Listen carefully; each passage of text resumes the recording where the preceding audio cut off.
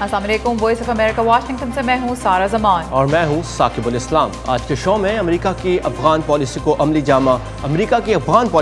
جامہ پہنانے میں پاکستان کس حد تک ساتھ دے سکتا ہے، اور شمالی اور جنوبی کوریا کے درمیان بات چیت کے امکان پر امریکی صدر پرامید۔ پروگرام میں اور بھی بہت کچھ شامل ہے۔ شروع کرتے ہیں ویو 360۔ موسم سرما میں افغان آئی ڈی پیز کی مشکلات دور کرنے کی ایک کوشش۔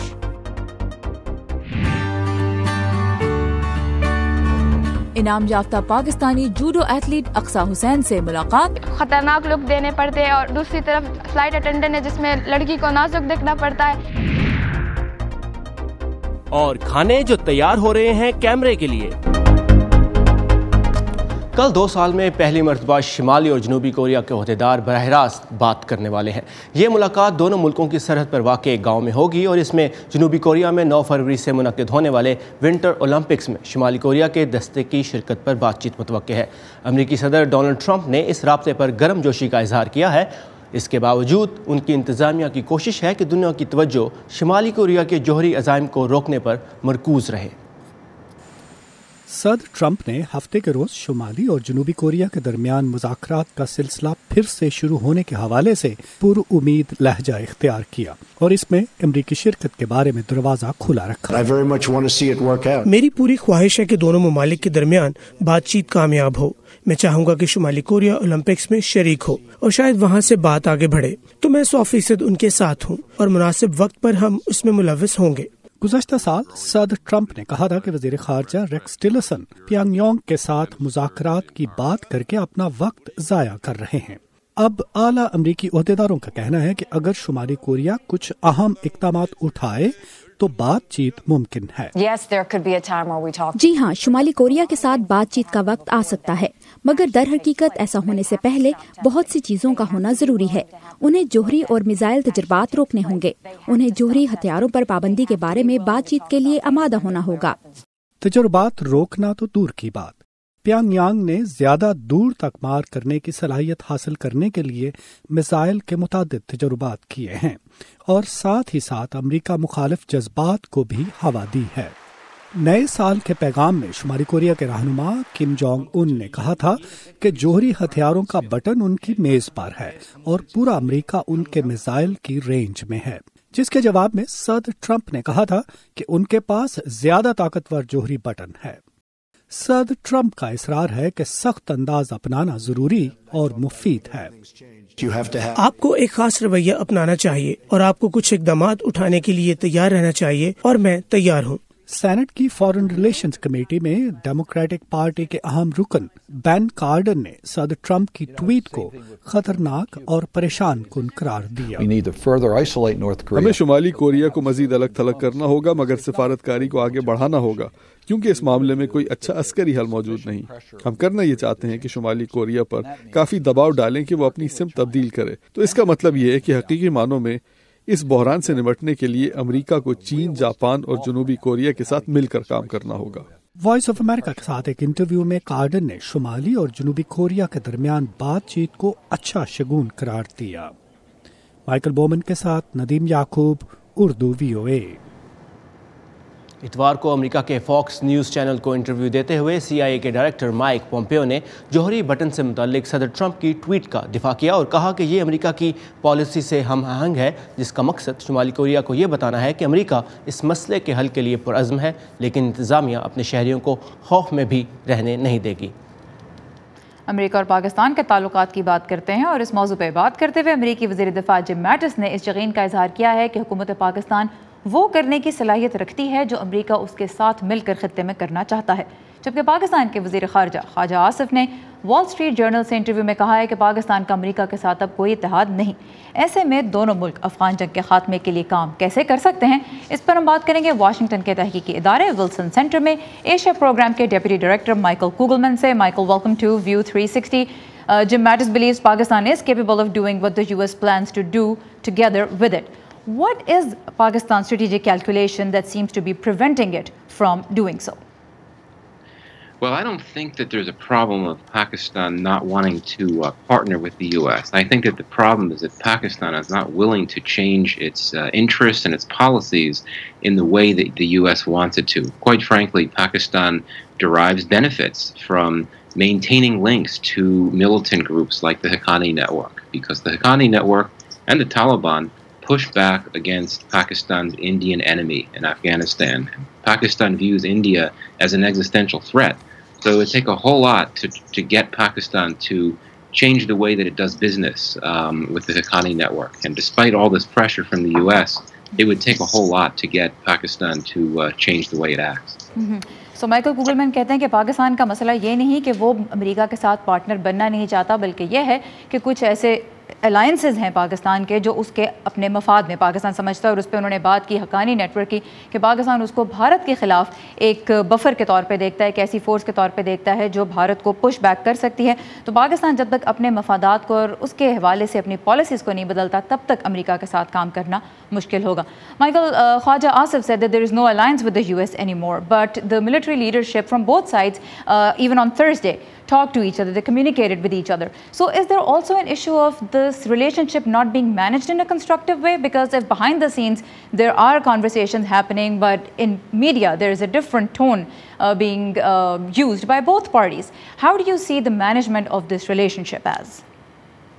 Well, yeah, I think certainly in terms of the public messaging coming from both sides, it's very negative and very harsh. But I really think that both sides want this relationship to continue. They want to work together. And, I'm overseeing a Track 2 dialogue involving the U.S. and Pakistan. And I've heard repeatedly Pakistanis and Americans saying that despite all the problems and the tensions, they want to find a way to work through things. I think that what we're seeing here in Pakistan is political implications. An election is coming up in Pakistan in a few months, and I think that it's important for politicians to be anti-American in their public messaging. It would not play well politically, with this election coming up, for Pakistani political leaders to be saying, oh, we want to work with the United States, we want to work through our problems. That doesn't play well politically, but I think you're right. Behind the scenes, there are efforts to keep this relationship together and even moving forward somehow. सो जहाँ तक media में बात करने का ताल्लुक है, तो Michael कुगलमैन भी ये कहते हैं कि दोनों साइडें ही, जो अमेरिका और पाकिस्तान, दोनों की ही टोन मीडिया में बहुत मनफी है, बहुत सख्त है, लेकिन दोनों ही ये बात भी तस्लीम करते हैं कि मिलकर काम करना ज़रूरी है, मिलकर काम करना चाहते हैं। लेकिन पाकिस्तान में चूँकि ये इलेक्शन का साल है, इसलिए सियासतदानों के लिए भी अमेरिका मुखालिफ बयानात देना इस वक्त एक ज़्यादा उनके लिए सूटेबल लगता है माइकल कुगलमैन को, बनस्बत इसके कि अमेरिका का खुल के साथ दिया जाए। सो does it look like may be the US statements that are coming out are kind of playing in the hands of Pakistani politicians? It's giving it more fodder? I think so. And again, I would just repeat what I said before, that we should be very skeptical about some of the themes and the tone of the public statements from both sides. That each side has an interest in sounding very critical and negative. I mean, the Trump administration is trying to play to its own domestic base, which, quite frankly, I think is hostile to Pakistan. Whereas in Pakistan, you have an election to deal with. Some of the best diplomacy happens behind the scenes. So I think that we could assume that, quietly in back channel efforts, both sides are trying to work through these tensions. सो बंद दरवाज़ों के पीछे जो सफारतकारी है वो Michael कुगलमैन कहते हैं कि अपनी जगह जारी है और जारी रहनी चाहिए। यही सबसे अहम तरीका है नताइज हासिल करने का। जहाँ तक पब्लिक स्टेटमेंट्स की बात है, दोनों ही, ना सिर्फ अमेरिका और सिर्फ पाकिस्तानी ही, बल्कि अमेरिका में भी जो स्टेटमेंट्स दी जा रही हैं वो काफ़ी हद तक वो हैं जो यहाँ की पब्लिक पसंद करती है। और यहाँ की पब्लिक भी एक बड़े हद तक पाकिस्तान को एक मुस्बत अंदाज से नहीं देखती, इसलिए यहाँ से भी जो स्टेटमेंट्स आ रही हैं सामने, अमेरिका से, वाशिंगटन से जो सामने आ रही हैं, वो यहाँ के लोगों को भी खुश करती हैं। Michael, Iran and Pakistan's national security chiefs met in Tehran yesterday, and Iranians stressed on a greater alliance to defeat what they call America's divisive policies. Should Washington be concerned about pushing Pakistan closer to those countries that actually pose a security and foreign policy challenge for America, for example, Iran and China?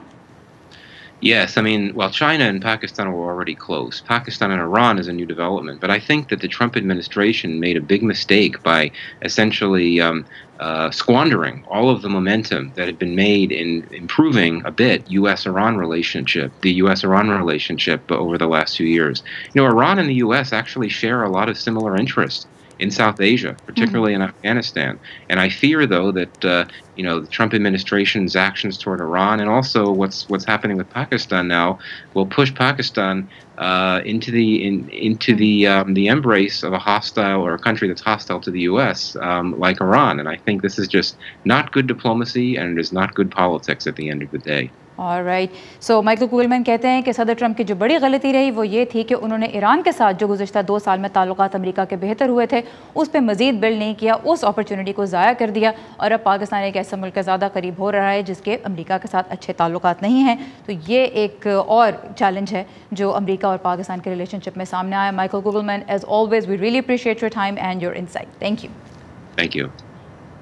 Afghanistan में जंग के बायस इस वक्त 15 लाख से ज़्यादा लोग अपने ही मुल्क में पनाह गज़ीनों की ज़िंदगी बसर कर रहे हैं. इस मौसम सरमा के आगाज़ के साथ ही पनाह गज़ीनों के लिए अक़वाम मुत्तहिदा की एजेंसी UNHCR ने अफ़गानिस्तान के मगरबी सूबे हेरात में तकरीबन 3000 ख़ानदानों में इमदाद तकसीम करने का प्रोग्राम शुरू किया है. तफसीलात इस रिपोर्ट में. तशद्दुद से भागकर यहाँ हेरात शहर में पनाह लेने वालों के लिए लातादाद चैलेंजेस हैं. मेरे बहुत से मसाइल हैं. मेरे पास रहने को जगह नहीं. मेरे 2 अपाहज बेटे हैं जो काम काज नहीं कर सकते, इसलिए मैं काम करती हूँ. इन लोगों को कुछ रिलीफ पहुँचाने की उम्मीद में अक़वाम मुत्तहिदा और मकामी अफ़गान ओहदेदारों ने दिसंबर में एक इमदादी प्रोग्राम का आगाज किया. ये लोग या तो अंदरूनी तौर पर बेघर अफराद हैं या अफगानिस्तान लौट कर आने वाले साबिक मुहाजिरीन. इस प्रोग्राम की मदद से हेरात के ज़रूरतमंद खानदानों और खुसूसी ज़रूरतों के हामिल अफराद को इमदाद दी जाएगी. हर खानदान को $200 और 4 कंबल दिए जा रहे हैं. अफगान हुकाम का कहना है कि हुकूमत लोगों को प्लॉट्स देने की भी कोशिश करेगी ताकि वो अपने लिए घर भी तामीर कर सकें. तमाम IDPs को ज़मीनें दी जाएंगी. ख़वातीन और बच्चों समेत सबसे नादार और कमज़ोर अफराद को खुसूसी तवज्जो दी जाएगी.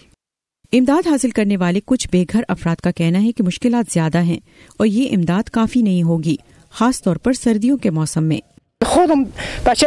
मेरा अकलौता बेटा जो कमाने वाला था वो बगदाद सूबे में अफगान फौज के साथ काम करता था, लेकिन वो मारा गया. मेरा शोहर खानदान के लिए मुश्किल से कमाता है. कुछ लोग अमन और इस्तेहकाम के ख्वाहां हैं. हुकूमत को चाहिए कि वो हमारे देहातों और सूबों में अमन लाए ताकि हम अपने खेतों में वापस जा सकें और खेती बाड़ी करके अपनी रोजी कमाएं. हम अपने ही मुल्क में पनाह गुज़ीनों की जिंदगी गुजार रहे हैं जो कि मुश्किल है.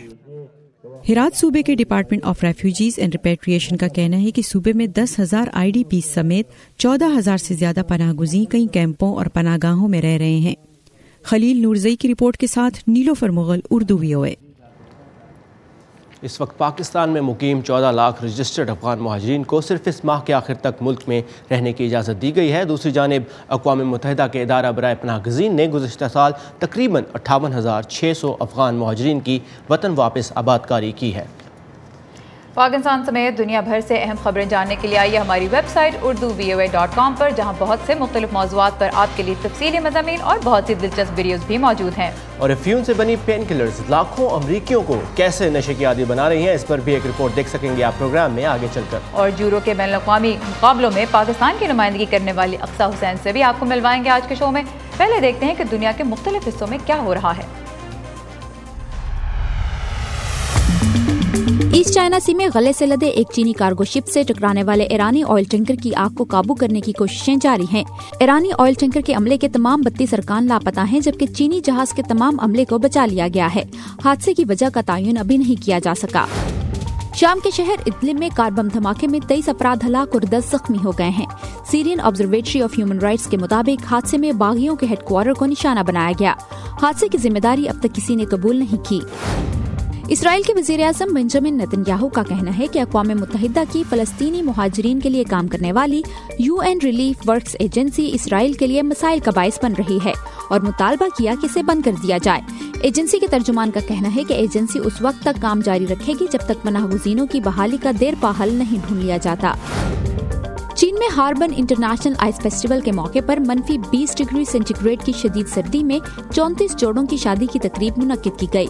आइस फेस्टिवल में हर साल कई मिलियन अफराद दुनिया भर से शिरकत के लिए आते हैं.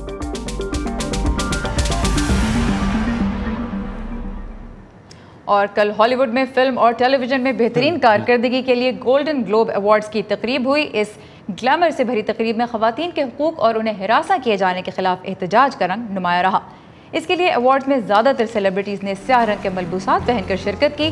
ہالی ووڈ کی تقریباً 300 اداکاراؤں نے ٹائمز اپ کے نام سے ایک باقاعدہ مہم کا آغاز بھی کیا ہے، جس کے ذریعے ہر شعبے میں کام کرنے والی ایسی خواتین کی قانونی اور اخلاقی مدد کی جائے گی جن کا کیریئر ہراسمنٹ کے باعث متاثر ہوا۔ سیسل بی ڈیمل ایوارڈ حاصل کرتے ہوئے ٹی وی لیجنڈ اوپرا کا کہنا تھا کہ خواتین کے پاس سب سے بڑی طاقت سچ کی ہے۔ All the girls watching here and now to know that a new day is on the horizon. اس موقع پر بہترین فلم کا ایوارڈ 3 بل بورڈز آؤٹ سائڈ ایبنگ میزوری کو ملا اور اسی فلم میں مرکزی کردار ادا کرنے والی فرانسس میکڈورمنڈ نے بہترین اداکارہ کا ایوارڈ حاصل کیا۔ بیسٹ ایکٹر کا ایوارڈ فلم دی ڈارکسٹ آورز میں برطانوی وزیر اعظم ونسٹن چرچل کا کردار ادا کرنے پر گیری اولڈمین نے حاصل کیا، جبکہ میوزیکل یا کامیڈی کی کیٹیگری میں Netflix series master of none کے اداکار عزیز انصاری بیسٹ قرار پائے۔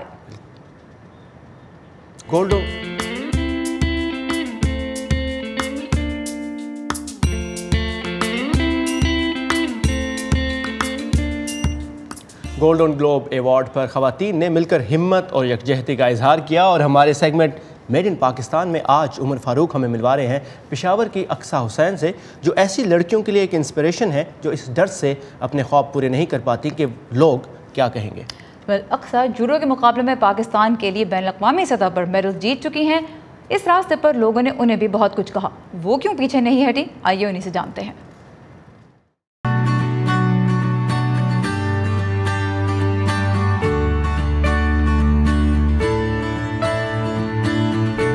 لڑکا بھی سیف نہیں ہے اس طرح کے ماحول میں، تو لڑکی تو پھر بہت مشکل بات ہے۔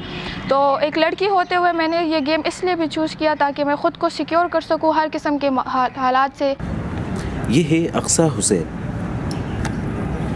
یہ جوڈو کو صرف مردوں کا کھیل نہیں سمجھتی۔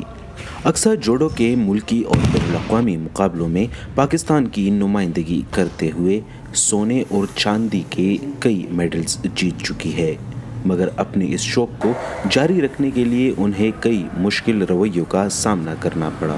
لڑکوں کے ساتھ کیوں کھیلتی ہے، خاندان والوں نے، ایون محلے والے روزانہ میرے پیچھے باتیں بناتے تھے، میرے ابو کو طرح طرح کی باتیں کرتے تھے کہ یہ کیوں جا رہی ہے، اور مطلب اکیلے جاتی ہے، لڑکوں کے ساتھ ٹریننگ کرتی ہے۔ جوڈو کے علاوہ اقصیٰ حسین ایک نجی ہوائی کمپنی میں فلائٹ اٹینڈنٹ کے طور پر بھی کام کرتی ہے تاکہ جوڈو پر آنے والے اخراجات برداشت کر سکے۔ اسٹارٹ میں دونوں کو مینیج کرنا کافی مشکل تھا، لیکن یہ تھا کہ اب الحمدللہ میں دونوں کو مینیج کر لیتی ہوں۔ ہاں یہ الگ بات ہے کہ سپورٹس میں خطرناک دکھنا پڑتا ہے، جو میری فیلڈ ہے، جو میرا گیم ہے، اس میں خطرناک لک دینے پڑتے ہیں، اور دوسری طرف فلائٹ اٹینڈنٹ ہے جس میں لڑکی کو نازک دکھنا پڑتا ہے۔ خواتین کے لیے مواقع کی کمی اور علیحدہ ٹریننگ سینٹر کی غیر موجودگی کے باعث لڑکیاں جوڈو کے کھیل میں حصہ لینے سے کتراتی ہیں، کیونکہ لڑکیوں کو مردوں کے ساتھ ٹریننگ کرنی پڑتی ہے۔ میں چاہتی ہوں کہ میں گورنمنٹ میرے ساتھ تعاون کرے اور میں ایک کلب کھول سکوں، ایک جم کھول سکوں لڑکیوں کے لیے، جس میں صرف اور صرف لڑکیاں ٹریننگ کرے۔ اقصیٰ کے ٹرینر کہتے ہیں کہ خیبر پختونخوا میں لڑکیوں کا جوڈو جیسے کھیل میں حصہ لینا ایک غیر معمولی بات ہے، جس کی حوصلہ افزائی ضروری ہے۔ عمر فاروق، اردو ویو، پشاور۔ اقصیٰ کی انسپائرنگ سٹوری ہم نے دیکھی، اور اب کچھ بات کرتے ہیں امریکہ کی، جہاں نشے کی عادت ایک وبا کی شکل اختیار کر چکی ہے جو روزانہ 100 سے زیادہ لوگوں کی جان لے رہی ہے، اور اس میں ایک اہم کردار ہے نشہ آور پین کلرز کا۔ اور سارا یہ پین کلرز ادویات جو ہیں جو ڈاکٹر کے نسخے سے ہی مل سکتی ہیں، عام لوگوں کے ہاتھوں میں کیسے پہنچ رہی ہیں، جاننے کے لیے چلتے ہیں واشنگٹن سے تھوڑی دور واقع شہر فلیڈلفیا۔ فلیڈلفیا کے کنسنگٹن علاقے کی کونسل وومن ماریا شنسس اپنے علاقے کو ڈاکٹری نسخے سے ملنے والی نشہ آور ادویات اور ہیروئن سے پاک کرنے کی کوششوں میں ہیں۔ اگر اس علاقے میں 1200 ڈاکٹر نشہ آور ادویات تجویز کر رہے ہیں تو ضرور کوئی مسئلہ ہے۔ یہ کافی عرصے سے جاری تھا، اور اب یہاں ہیروئن کے نشے کی وبا ایک طوفان کی شکل اختیار کر چکی ہے۔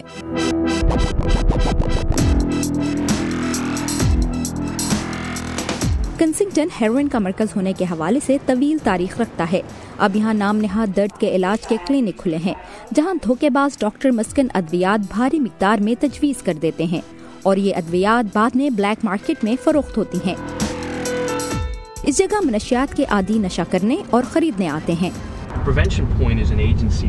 ड्रग इन्फोर्समेंट एडमिनिस्ट्रेशन के मुताबिक इस इलाके से अमेरिका की सबसे सस्ती और ताकतवर तरीन हेरोइन खरीदी जा सकती है। चूँकि यहाँ मुकाबला बहुत ज्यादा है तो बेचने वाले ज्यादा से ज्यादा खालिस हेरोइन यहाँ बेचते हैं। मनशियात के आदी अफराद दूर दूर से कंसिंगटन आते हैं। कम पैसों और नशे की आदत के बाइस कुछ तो यहीं रह जाते हैं। कोई चीज़ मुझे हमेशा यहाँ खींच लाती है, मेरा दिमाग मुझे यहाँ ले आता है। मैं नहीं आना चाहती और मैं बहुत रोती हूँ, बहुत शर्मिंदगी होती है और फिर शर्मिंदगी का सामना करने के लिए नशे का सहारा लेती हूँ। फिलाडेल्फिया एक बहुत बड़े मसले का छोटा सा हिस्सा है। फिलाडेल्फिया DEA के सरबराह गैरी टोगल का कहना है कि वो हेरोइन का कारोबार करने वालों के अलावा उन बेज़मीर लोगों को भी गिरफ्तार कर रहे हैं जो मस्कन अद्वियात को जरूरत से ज्यादा तजवीज करते हैं। इन तमाम मॉलेज डॉक्टर्स और फार्मासिस्ट का सिर्फ एक ही मकसद है और वो है पैसा कमाना। ये वो लोग हैं जिनका न सिर्फ हम लाइसेंस जब्त करते हैं बल्कि इन्हें सलाखों के पीछे भी भेजते हैं। इस साल हम 1200 अमवात के करीब हैं, लेकिन ये मसला कम होने की बजाय बढ़ता जा रहा है। आप ड्रग प्रोग्राम में जाते हैं और वहाँ 70% लोगों को नशे का मसला नहीं होता। उन्हें सिर्फ रहने के लिए रिहाइश चाहिए ताकि वो सर्दी से बच सकें। और असल लोग जिन्हें नशे से छुटकारा हासिल करने के लिए मदद की जरूरत है वो सड़कों पर पड़े हैं। काउंसिल वुमेन मारिया शंसस को खदशा है कि कंसिंगटन में इलाज के मजीद मौके पैदा न होने की सूरत में यहाँ नशे के आदी अफराद की अमवात की तादाद बढ़ सकती है। क्रिस समीकिन के साथ वर्दा खलील, उर्दू VOA। आजकल कहीं भी खाना खाने जाओ, उसे चखने से पहले उसकी तस्वीर लेके सोशल मीडिया पर डालना लोगों की आदत सी बन गई है। भाई अगर खाना देखने में खूबसूरत है तस्वीर तो बनती है। वेल साकिब, आप जैसे लोगों को देखते हुए बहुत से रेस्टोरेंट्स भी कैमरा रेडी खाना पेश करने लगे हैं। आइए देखते हैं। खानों की तस्वीर का सोशल मीडिया पर गलबा जारी है और दुनिया भर के रेस्टोरेंट्स को ये ट्रेंड अपनी जानिब मुतवज्जा कर रहा है। मेरे ख्याल में ये गेम चेंजर है। सोशल मीडिया और इंटरनेट का मतलब है कि लोग ऑनलाइन जाकर वो सब देख सकते हैं जो उन्हें अच्छा लगता है। वाकई सब कुछ वहाँ पाया जाता है कि आप क्या कैसे बना सकते हैं। वैसे तो खाना हमेशा एक समाजी रस्म रहा है, लेकिन अब ये एक सोशल मीडिया इवेंट भी बन गया है। इससे फ़ायदा उठाने की उम्मीद में शेफ्स और बिजनेसेस ऐसे मुनफरिद खाने तैयार कर रहे हैं जो खाने वाले अपने सोशल मीडिया पर शेयर कर सकें। जैसे बैंकॉक का अपनी नौयत का नया रेस्टोरेंट अपने कीड़े मकोड़ों वाले मेन्यू की वजह से काफ़ी मशहूर है, जबकि एम्स्टरडैम के इस कैफ़े का पुरकशिश मेन्यू सिर्फ एवोकाडो से बने खानों पर मुश्तमिल है। ये आइडिया इंस्टाग्राम से लिया गया। 2 डच हजरात को एवोकाडो और फूड स्टाइलिंग पर मबनी कई प्रोफाइल्स देखकर इस मौके से फ़ायदा उठाने का ख्याल आया। इसकी शोहरत नाकाबिल यकीन है, तो उन्हें ख्याल आया कि अगर हम एक ऐसा रेस्टोरेंट बनाएं जहां खाना देखने में इन तस्वीर जैसा दिलकश और इतना ही जायकेदार हो तो ये जरूर कामयाब रहेगा। ग्रीन स्लेट के रेस्टोरेंट के खुलने से पहले ही उनके 36,000 इंस्टाग्राम फॉलोअर्स थे और अब आज इस पीस से मुतासिर हो रहे हैं। यूक्रेन में अजवाइन से बना ये डोनाल्ड ट्रंप का पोर्ट्रेट और लंदन में चॉकलेट से बनी ये मशहूर पेंटिंग्स। ये पेंट की तरह है, ये टूटता नहीं, झड़ता नहीं और बहुत सर्दी या गर्मी से इस पर फर्क नहीं पड़ता। चॉकलेट की बात करें तो बेल्जियम की ये फैक्ट्री चॉकलेट के छोटे मुजस्समे बनाने के लिए 3D प्रिंटर्स का इस्तेमाल करती है। 3D चॉकलेट प्रिंटिंग चॉकलेट बनाने वालों के लिए एक नया आला है जिससे वो नई तख्लीकात बनाकर अपने फन का बेहतर तौर पर मुजाहरा कर सकते हैं। तख्लीकात जिनसे वो अपना कारोबार आगे बढ़ाने की उम्मीद रखते हैं, क्योंकि इस डिजिटल ज़माने में आपका खाना जितना ज़्यादा ऑनलाइन देखने में अच्छा लगेगा उतना ही पसंद किया जाएगा। जैस्मिन आनी के साथ सबा खान, उर्दू VOA। ये था आज का व्यू 360। फीडबैक के लिए आइए facebook.com/VOA Urdu के पेज पर। साकिबुल इस्लाम और सारा ज़मान को इजाज़त दीजिए। अल्लाह हाफ़िज़।